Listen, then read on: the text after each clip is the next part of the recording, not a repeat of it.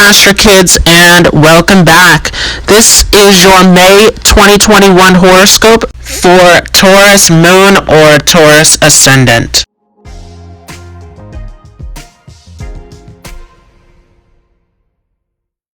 So, starting off here in the month of May, on the 1st, we have Mercury shifting into the sign of Taurus. So Mercury is now leaving behind Aries, which is this very active, adventurous, lively energy that we discussed back in the month of April. So as we've been going through this transit of Mercury and Aries, there's been energy all over the place. This has been crazy as Mars and Mercury are not friends. Mercury and Venus, however, are great friends, and so as Mercury comes into the sign of Taurus, this grounds this energy, this makes this more practical, where this logic, this communication becomes much more grounded. We're able to navigate this energy much better here, where you will feel this groundedness coming into the month of May. Now, along with that, Uranus will meet up with the Sun on the 1st as well, for those of you who are following those 3 extra planets. And so this is an interesting energy as our consciousness is being exploded through this Uranus transit. So this is a great time for this flash of inspiration, this insight, where we can see these unexpected changes coming in through our consciousness, through our awareness. Now, moving forward here to the 4th of May. May the 4th be with you. Venus is shifting ahead into the sign of Taurus, where we'll meet up in this conjunction with Mercury. This is a great influence. Here we can see the communication style. We can see the way of conveying logic and understanding coming into this peaceful, more grounded energy, as Venus is at home here in the sign of Taurus and giving the support, giving the aid to Mercury as well. This is a great transit for practical thinking, for decision making, for negotiating as we're going through this transit here of Mercury and Venus in Taurus. Along with that, Mercury is going to meet up with Rahu later on here on the 4th as well. This is a great position also, as Mercury and Rahu are friendly to one another to a certain extent. This will give great aspiration, great inspiration towards thinking, towards researching, towards collecting data and information.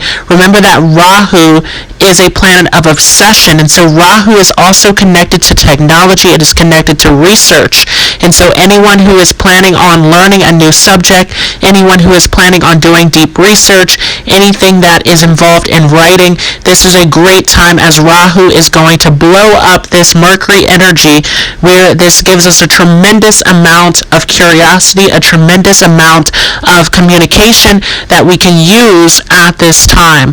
On the 13th of May, Venus will also meet up with Rahu. Venus and Rahu are great friends to one another.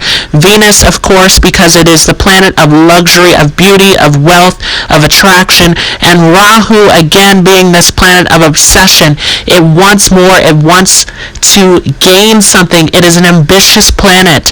And so Rahu and Venus get together, and the things that you want to achieve, the things that you want to gain and attract into your life, this amplifies this. This gives you the ambition to achieve these things that you would like. And so you can see, especially for those of you who have Venus placed in a good condition within your chart, this gives you the ability to acquire the wealth, to acquire the luxury, to acquire the possessions that you are looking towards throughout this transit here in the month of May. As we move forward, on the 14th of May, the Sun will shift into Taurus, marking a new focus, a new center of consciousness, as we are putting our focus now into this more stable, more grounded, more peaceful energy. Remember that the Sun was exalted in Aries, where we had all of this energy, we had all of this drive, all of this liveliness. Now, as the Sun comes into its enemy sign of Taurus, this is where the Sun loses its energy, because remember that the Sun and Venus are not friends. So here the Sun is calmed down, is slowed down in the sign of Taurus, where this is a great time to relax, to go inward, to ground yourself, to slow all of this energy down, and to really bring yourself back into the present. Moving forward here on the 18th of May, Venus will meet up with Mercury once again. So this is a huge time here again of this communication where we're using our speech in a beautiful, peaceful way. So this is great for communication. This is great for writing. This is great for negotiation. Any deal making that you are trying to get across during this time. Moving forward here on the 19th of May, the Sun will meet up with Rahu. So now we're getting closer to this eclipse season as the Sun is coming closer to the position of Rahu. And remember that wherever Rahu is, it is going to explode. It's going to give this illusion of this bigger image or this bigger illusion than what it may seem to be. And so here we want to be careful as Rahu can explode the ego. This can give a strong sense of self. And so this is where we can see a lot of ego issues coming up with Rahu here with the Sun. This is a great time for confidence. This is a great time for stepping up and moving forward, taking the risk, taking the action to get the things done that you want in your life. But once again, be careful of that expansion, that explosion of the ego that can take place here during this transit. Now, all of these planets of the Sun, of Venus, of Rahu, of Mercury are all going to receive a fourth aspect over from Jupiter and Aquarius. So this is really going to expand the knowledge, expand the insight. Again, with all of these placements, there's so much brilliance, there's so much practicality here where we can use this knowledge in a more grounded way, in a more practical way towards our goals, towards the things that we want to get done. As this energy is slowed down, it's calmed down here in the sign of Taurus. On the 23rd of May, Saturn will station retrograde, and we will talk about this in a future video. But this is a major time of going back and looking over the structures, looking over the routines, looking at the things that you have in place, and making sure that you have the proper discipline, that you have the proper order, the proper structure in your life. This also affects us collectively as Saturn is a societal planet. This is all about the structure, the rules that are put in place here in our physical construct. Moving forward on the 26th of May, Mercury will shift into Gemini, into its own sign, and so here the intellect is very high. This becomes a strong position of communication, of writing, of connecting to others, of pulling in information from different places, and you can feel the curiosity, you can feel the adventure starting to increase here of wanting to learn, wanting to explore more, where this can really help in expanding your knowledge depending on where Mercury is positioned in your chart. On the 28th of May, Venus will shift into the sign of Gemini as well, where it will meet up with Mercury once again. So again, this communication style of negotiating, of making peace, of resolving issues, of being able to make deals continues to increase here with this aspect, this conjunction between Venus and Mercury. On the 29th, we will see Mercury station retrograde as well. So we will get into that in a future video. A lot of major things that are coming here. Now for the position of the moon, I will talk about that in a future video, but major moments that we will go through here are on the 11th of May when we will have a new moon in the Kritika Nakshatra. So this will fall at the end of the sign of Aries. And this will be an interesting one as it will be in a conjunction with Uranus. We will talk more about that in a future video. Also, we have the big event of the full moon lunar eclipse happening in Anuradha in the sign of Scorpio here on May 26th. So that is a huge event as that will shift us into eclipse season. So for those of you with a Taurus moon or Taurus ascendant, we are starting out this month of May with 3 major planets shifting out of your 12th house and moving into your 1st house. We have Mercury that is coming in on the 1st of May, and then following that we will see Venus and the Sun shift forward into your 1st house, where all of these planets will meet up with Rahu and they will receive an aspect over from Jupiter, which sits in your 10th house. This is a major time for your status, for your reputation, for how you want others to see you in the world.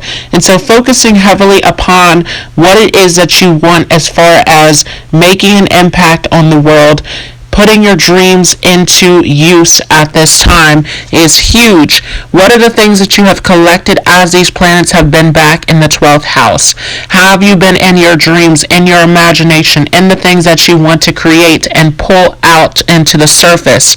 All of these things now coming to the surface, and we will also see these planets shift forward into the sign of Gemini later on towards the end of May, and of course we will see the Sun shift into Gemini in June.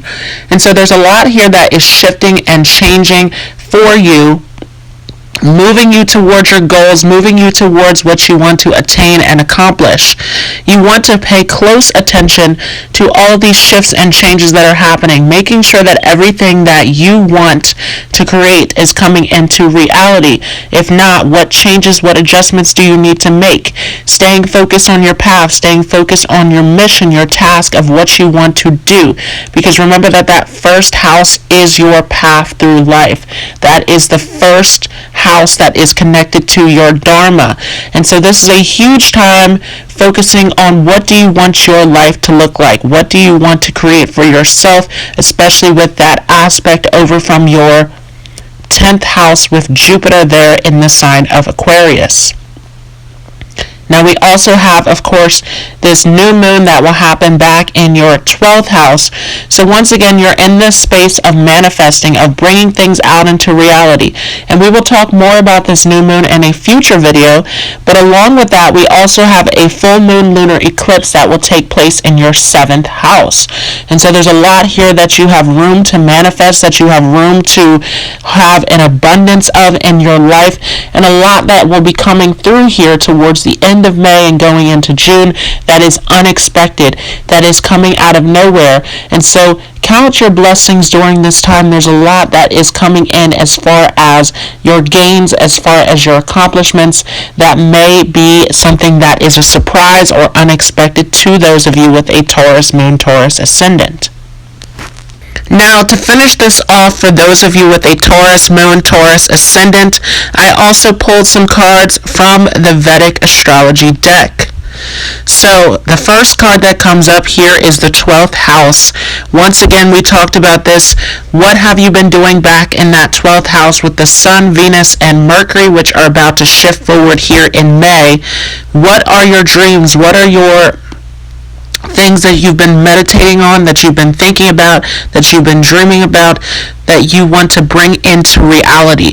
Pulling these things out of the psyche and pulling it back into your reality. So this is a huge time coming into this month of what have you been manifesting, what have you been dreaming of, all of these things starting to come to the forefront, especially as these planets shift forward into your 2nd house. Now, we also have the 8th house, again, another house that is very secretive, that is very internal.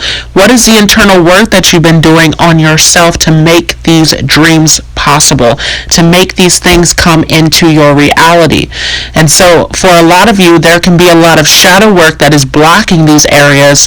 And once again, there's a lot of change, there's a lot of shifting that's happening, and especially with the next card here, which is the Ashwini Nakshatra of this forward movement, right? We talk about the Ashwini Nakshatra with the horse, of charging in, of this power, this strength. And so this is really a transition for you. This is a starting point of something new coming in. And with this Uranus card next, also Lord Brahma, this is a time of the unexpected. This is a time of that spark of creativity, of something new blossoming into your life.